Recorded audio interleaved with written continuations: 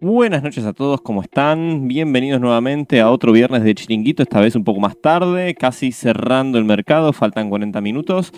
Bueno, y qué decir, ¿no? El rally de Navidad se adelantó, todo noviembre hemos tenido una performance de los mercados realmente superlativa, con una reducción, una contracción de los tipos de interés, de los bonos a 10 años, de los distintos países desarrollados, cayendo muy firmemente. Tenemos una tasa, un tipo de interés de bonos de 10 años de Estados Unidos que de alcanzar 5% ahora está queriendo buscar los 4 puntos, los 4% de rendimiento, y eso obviamente ayudó mucho al mercado. No obstante, hoy tuvimos las noticias de Powell donde dice de que mayores alzas de tipos de interés de referencia pueden ser esperados, probables, pero con la intención un poco de seguir reduciendo esta euforia que hay en el mercado, que obviamente toda euforia de mercado permite que los bolsillos de los consumidores se relajen y ayude a que obviamente empuje más el consumo, ¿está bien? Por otro lado, también se publicaron los segundos estimados del crecimiento del PIB norteamericano del tercer trimestre, también muy alcista. Ahora vamos a ver los valores específicamente. Realmente se está mostrando una economía norteamericana que sigue pujante, pero lo más llamativo y lo más interesante de toda esta historia es que la inflación sigue rumbo al 2% de target. También se publicó la inflación PCE, esa inflación que tanto le gusta a la Fed, y sigue mostrando ese camino, ese rumbo. De hecho, la variación intermensual, si la anualizamos, sería compatible con un objetivo del 2% ya. Entonces, la pregunta en este contexto es, una economía norteamericana pujante, precios descendiendo muy fuertemente, una situación manufacturera todavía en terreno contractivo, pero ayudado obviamente y compensado con la de servicios, y con un mercado que sigue traccionando al alza, un mercado financiero que sigue traccionando al alza. La pregunta es, ¿por qué habría la Fed de bajar los tipos de interés de referencia si está todo bien? O sea, no hay ninguna señal, por más que haya un montón de indicadores en términos económicos que indican una obviamente caída de la actividad económica futuro, una potencial recesión, bueno, esta discusión entre soft landing y hard landing, pero el quid de la cuestión es que todavía no hay indicios para que el mercado diga, bueno, ok, la Fed tiene que empezar a bajar tipos, ¿sí? O sea, si está todo bien, ¿para qué va a bajar tipos? No obstante, si ahora analizamos a continuación las expectativas de evolución de los tipos de interés de referencia a partir de los futuros de los tipos de la Fed, vamos a encontrar de que claramente pasamos de un escenario donde se pensaba que se iban a mantener estos tipos de referencia en 5.5 hasta junio del año que viene, ahora hasta marzo. Sí, incluso en marzo ya habrá un pivote. Así que vamos directamente después de la introducción.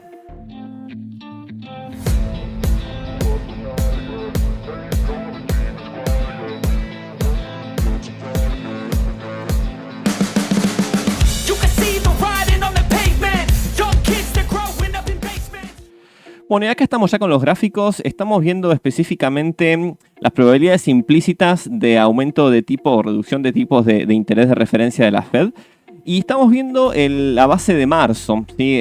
Para la reunión del 20 de marzo del 2024. Y hay algo bastante interesante a notar, cómo fue evolucionando durante todo el mes de noviembre esas expectativas de tasa.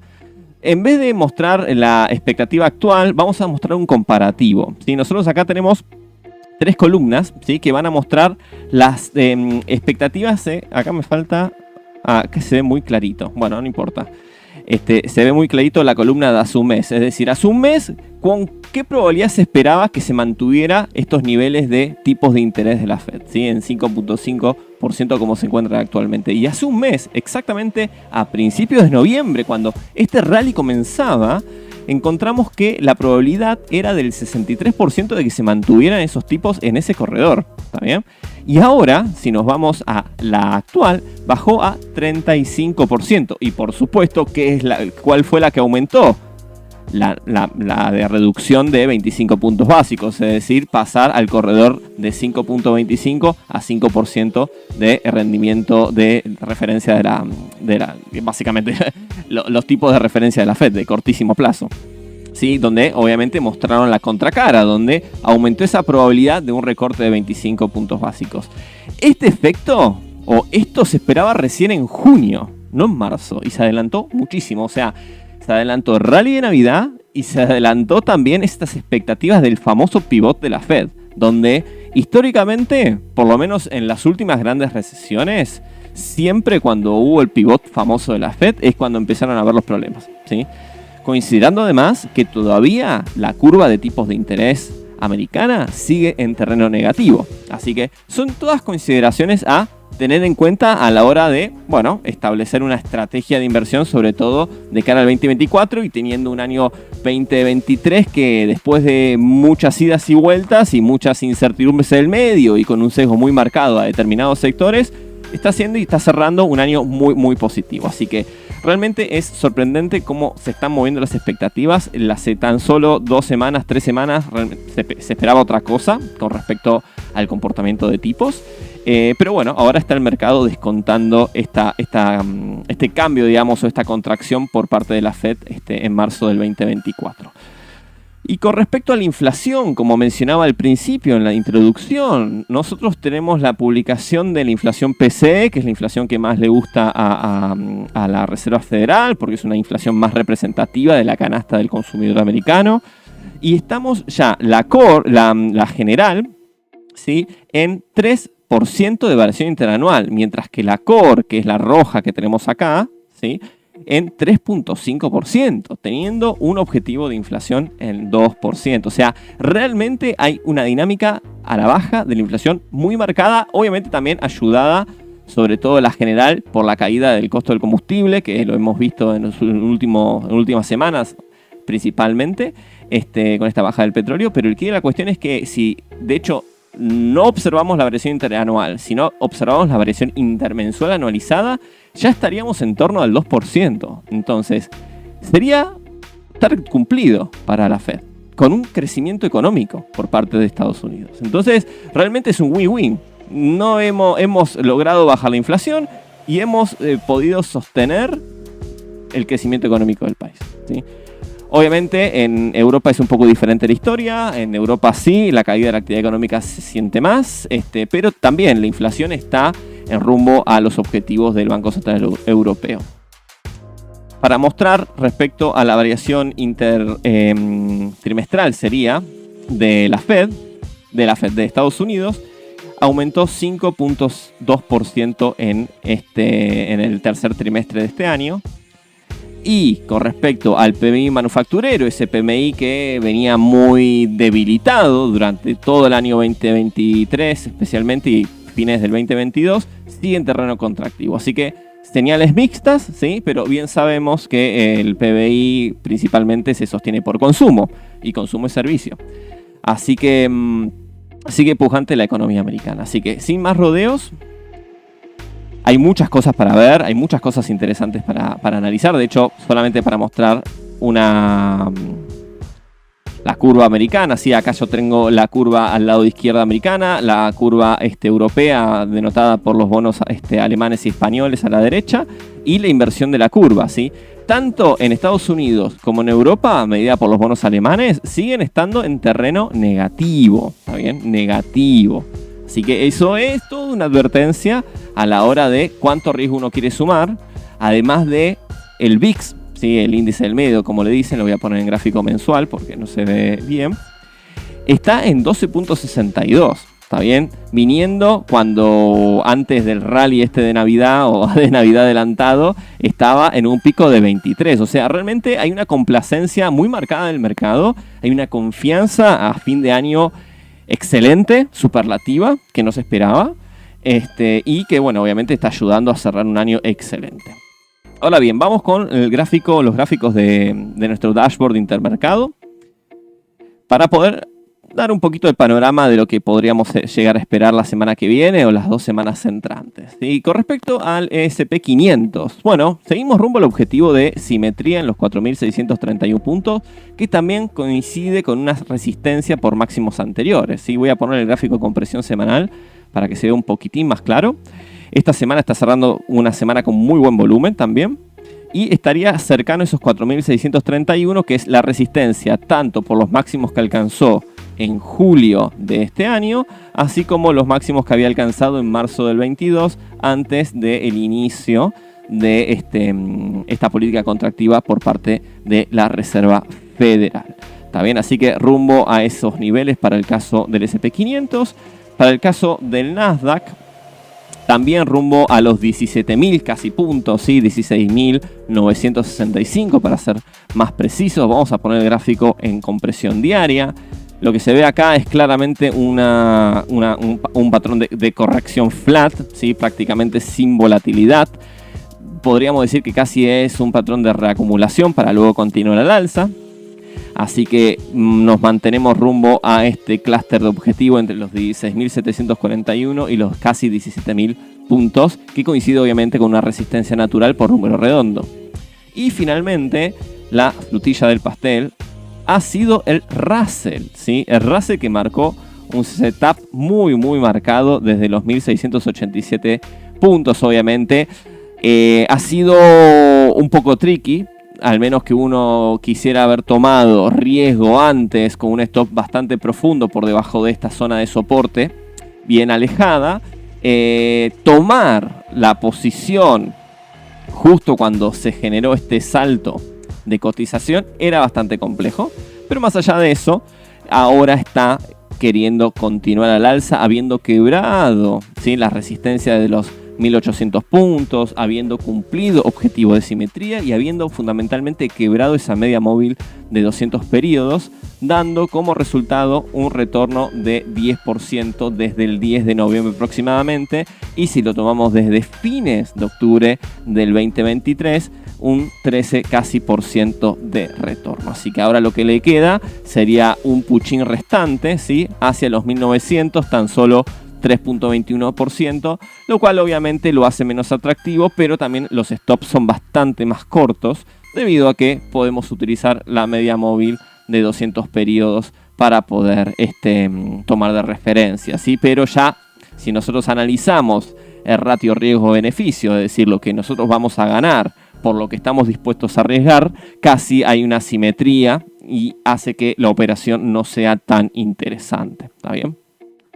Ahora bien, pasando al mercado europeo, también el Eurostoxx 50 formidable luego de cumplir el Target 2 operativo a la baja y de haber quebrado al alza naturalmente esta línea de resistencia dinámica bajista. Esto lo fuimos analizando durante todas las semanas en los viernes del Chiringuito.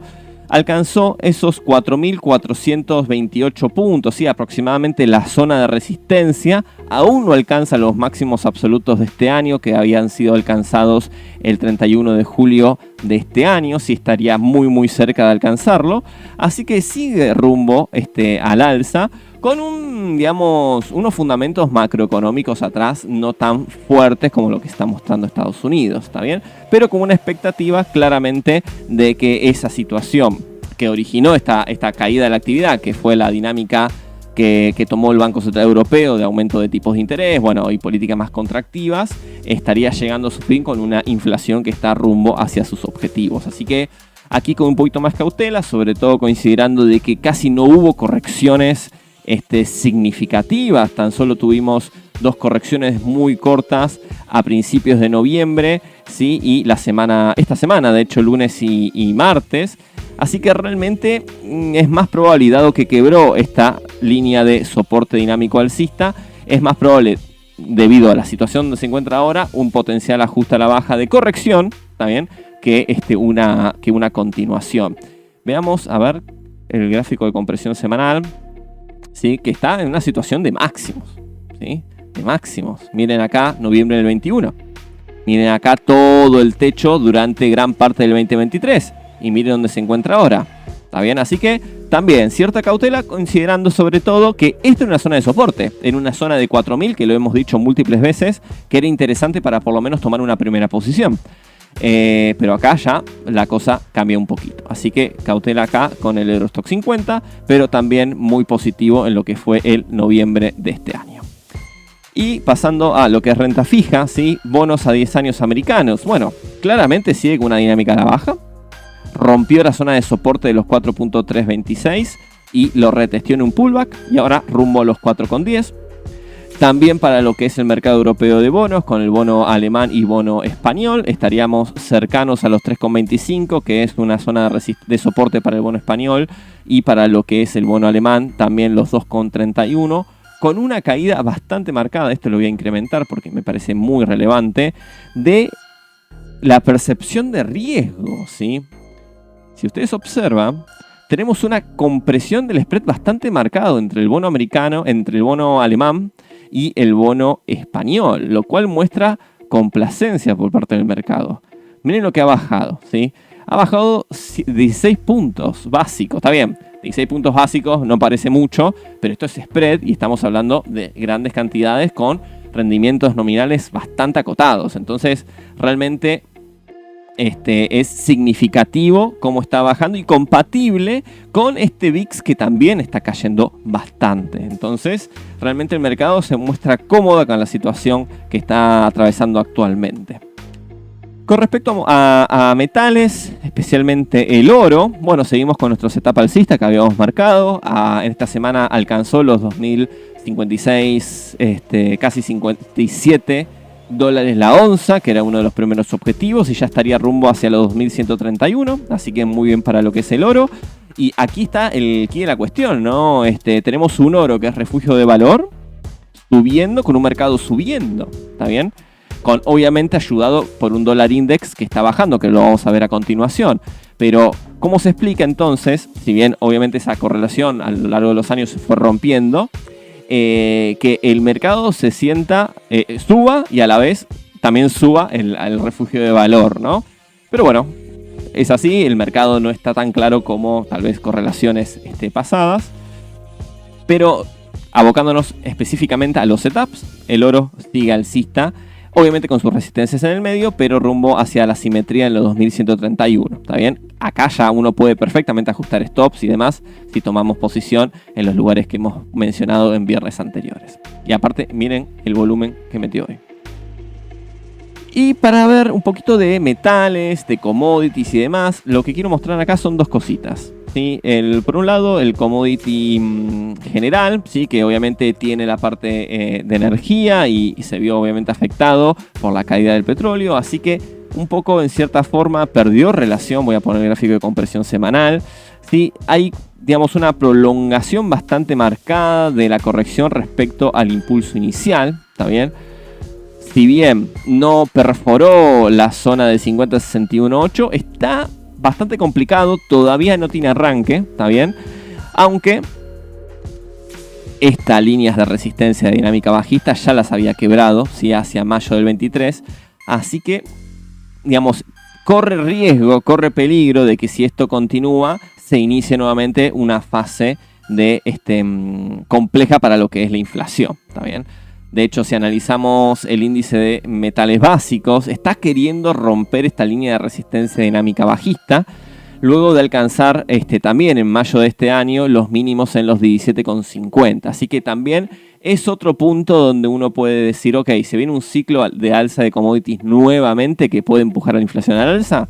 Bueno, mostrando cómo viene empujando por lo menos la economía americana, uno podría interpretar eso. La economía china, que es básicamente la que tracciona la industria a nivel mundial, está mucho más complicada. Pero bueno, es un riesgo a observar, ¿está bien? Es un riesgo a observar, pero por lo menos desde el punto de vista operativo no hay, o ese setup se está distorsionando un poquito más de lo que me gustaría a mí por lo menos. Y ahora bien, el dólar index, obviamente, con esto que mencioné de la economía americana y el rumbo inflacionario a los objetivos de la Fed, y con este pivot que se adelanta, ¿no? Esta expectativa de pivot por parte de la Fed que se viene adelantando, claramente este rumbo a la baja del dólar index es indiscutido. Digamos, ya nos había marcado señales en su momento, que ya la habíamos marcado acá en los viernes del chiringuito, cuando quiebra esta línea de resistencia de soporte dinámico alcista y trata de hacer un nuevo máximo, de romper los máximos anteriores en los 7,35 aproximadamente, hace una debilidad al alza bastante marcada y cuando va a retestear los 5 puntos, retrocede a la zona de 50% de Fibonacci, obviamente, y ahí nos invita a la venta porque cae marcadamente el dólar index y cumple todos los objetivos a la baja. No obstante, ¿qué es lo que vemos acá? Vamos a borrar un poquito las linitas. ¿Qué es lo que vemos acá? Vemos que cuando ajusta en el retroceso de 102,54, que es el 61,8 de todo este movimiento alcista, lo cual invita a pensar, ok, está formando un setup al alza de largo plazo, ¿está bien? Todavía eso no está confirmado, todavía la línea de resistencia de corto plazo está marcando una direccionalidad a la baja, ¿está bien? Así que no está del todo confirmado ese potencial setup al alza, pero claramente es una advertencia a considerar. No obstante, en tanto y en cuanto no quiebre esa línea de resistencia a la baja de corto plazo, podríamos suponer que seguimos rumbo hacia los 101,40. Y la contracara, para ir cerrando el análisis del día de hoy, es el eurodólar. Así que el eurodólar, se aceleró bastante a mediados de noviembre, ya lo habíamos analizado en ese momento, y alcanzó los 1,10 dólares cada euro y ahora ha quebrado esta línea de soporte dinámico alcista y testeado esa zona de soporte estático en los 1,08 que tanto había revalidado cuando lo quebró en esta zona de aquí. ¿Está bien? Así que lo que podríamos esperar acá, en tanto y en cuanto no perfore los 1,08, es que haga una especie de ajuste flat. ¿Está bien? Pero por supuesto, la contracara es esto. El dólar index. Si el dólar index quiebra esta zona al alza, haciendo o validando este setup alcista de mediano plazo, vamos a tener un euro dólar a la baja nuevamente. Así que todo está por verse. La cuestión principal aquí, para ir cerrando nuestro stream del día de hoy, es el hecho de que tenemos un mercado muy alcista, un mercado que no mostré en nuestro gráfico de Rebasement Chart, pero tenemos un Nasdaq que en el año hizo un 47% y tenemos un ETF de las tecnológicas XLK en 50% este año, junto con un consumo discrecional en 33%. La verdad que ha sido un año excelente para esos sectores. Y en cuanto al Nasdaq, lo que nos queda es un pedacito, ¿sí? Nos queda un camino rumbo a los 16.700 puntos, un SP500 también muy cercano a su target y a su resistencia de los 4.630 puntos, un Russell muy también cercano con un 3% de retorno adicional hacia los 19.000 puntos, luego de haber quebrado esa media móvil de 200 periodos. Un Eurostoxx 50 que también se encuentra en máximos históricos o muy cercanos a ellos, luego de un rally de noviembre, no de Navidad sino de noviembre, del 10%, ¿sí? Una renta fija muy complaciente, con una americana yendo a 4,10%, lo cual es muy bueno, y un spread de bonos americanos y alemanes cayendo no diría mínimos, ¿no? Obviamente, pero digamos, mostrando una complacencia del mercado y un apetito a riesgo mayor, y un VIX, ¿sí? Este índice del miedo también muy complaciente, con un mercado muy pujante. Un oro, en contraparte, como reserva de valor, también mostrando una actitud muy alcista, pero también muy ayudado, obviamente, con esta caída del dólar index, que naturalmente, y como expliqué hace unos momentos, está muy motivado por esta expectativa de que el pivot de la Fed esté más cerca que lejos, ¿sí? Se adelantó de mitades del 2024 a tan solo marzo del 2024, el primer recorte de 25 puntos básicos, lo cual es muy bueno, pero no deja de llamar la atención debido a que, ¿por qué la Fed haría un recorte de tipos? Si ya tenemos el target de la inflación rumbo a los targets que habían establecido, con una economía pujante y sin ningún problema a la vista. Entonces, no necesariamente tiene que recortar el pivot. Y encima, los tipos de interés. Y encima, Powell, con las declaraciones que tuvo hoy, sigue insistiendo con que no quiere que haya un exceso de bienestar gracias al alza de la bolsa de fin de año, que obviamente va a ayudar a que los bolsillos consuman más de lo que tal vez querría la Fed. ¿Está bien? Así que todavía hay mixto, ¿no? Hay situaciones mixtas, y con un ciclo de commodities que puede que empiece a revertir al alza nuevamente. Todavía no está muy seguro de eso, lo vimos los gráficos, no están del todo claros, pero a priori invitarían a decir, bueno, ok, en el mediano o largo plazo podría nuevamente, sobre todo si hay una reactivación mundial nuevamente y ese hard landing se deja atrás, esa recesión se deja atrás, o directamente no landing, ¿no? Que era uno de los también hipótesis que había dando vueltas en el mercado. Así que finalmente, para cerrar la conclusión del día de hoy y de esta semana, tenemos un mercado que realmente nos ha dado un regalo de Navidad. Así que muchas gracias por estar del otro lado. Síganos en nuestras redes, en nuestro YouTube. Y nos veremos el lunes, en el lunes de acciones del Chiringuito. Muchas gracias.